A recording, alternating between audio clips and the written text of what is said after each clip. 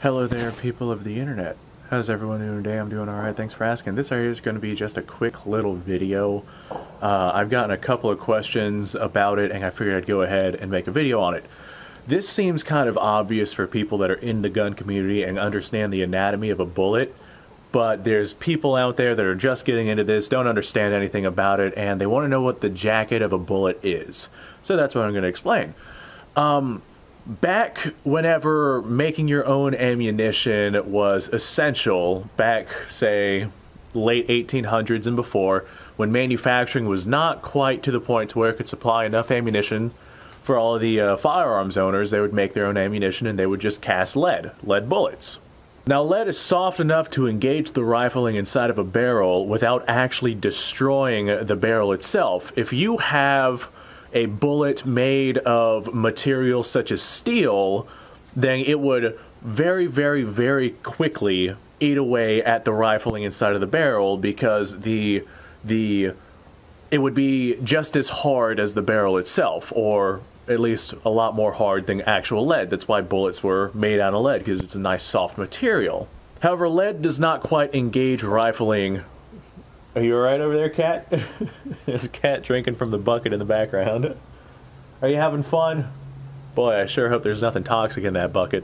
But lead does not quite engage rifling as well as other materials might. Lead is just a little too soft to be effective in rifling in terms of long-range accuracy. If you're using something that's intended for short range, lead works pretty well.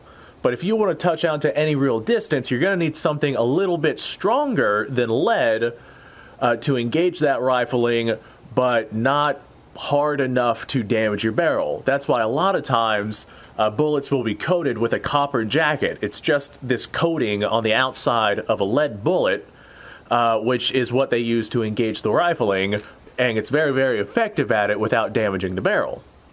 I have right here just a 54 rimmed bullet. As you can see on the outside, there's a copper jacket, or it might be bi-metal. In any case, it's a nice soft metal. And then on the inside, they have a lead bullet that's just coated with the copper. A lot of times, if you shoot these downrange, you will see the jacket on the outside separate from the lead bullet.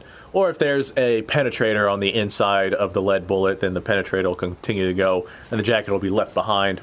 But the point of the jacket is to engage the rifling. It's hard enough to engage the rifling nice and effectively, but not too hard to actually destroy the barrel. So it's an excellent combination of the two. Now there's people out there that have asked, why not just have a whole copper bullet versus one, you know, filled with lead? Why bother manufacturing two different things?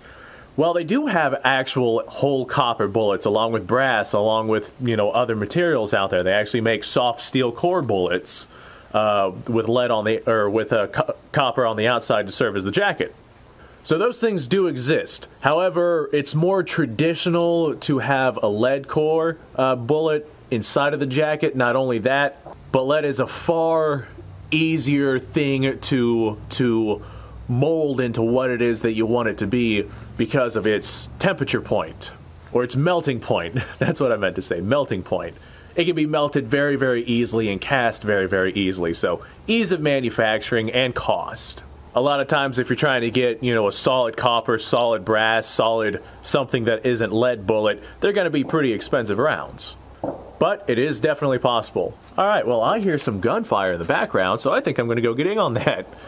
Thanks for watching, guys. Like I said, this is just going to be a short little video of me talking about what the hell a bullet's jacket is. So, thanks for watching.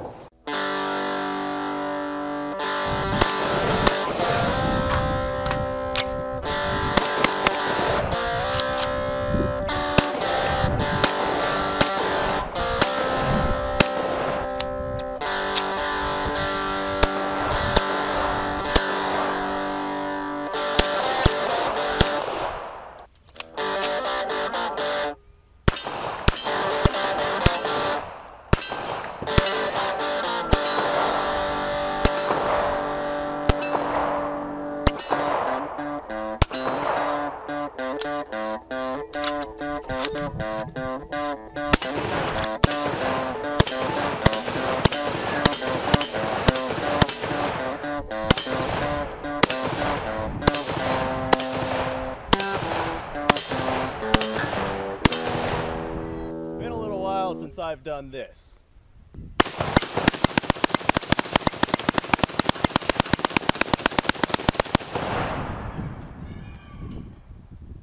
Bonnie and Clyde be damned.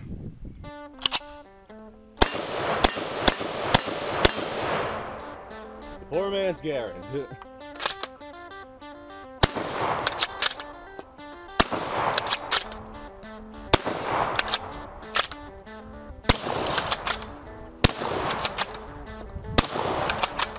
It's a shame that bolt-action shotguns aren't more mainstream.